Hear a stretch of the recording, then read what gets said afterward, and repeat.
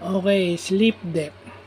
So, ito yung sleep debt daw o yung sleep deficit. Yun ay yung difference o yung difference nung amount of sleep na kailangan ng katawan versus kung ilan talaga yung actually na tinutulog mo.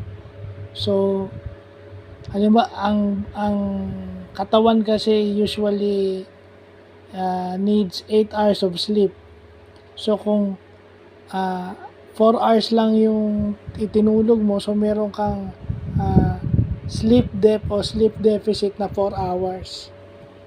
So pag nagtuloy-tuloy na laging ganun ang tulog mo, posible kang magkaroon ng diabetes, obesity, at saka syempre pagod ka buong araw, hindi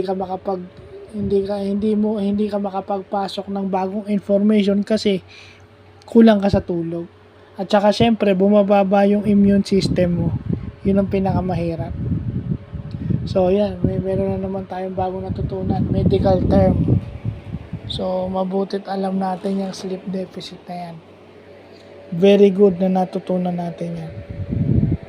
So, yun lang po.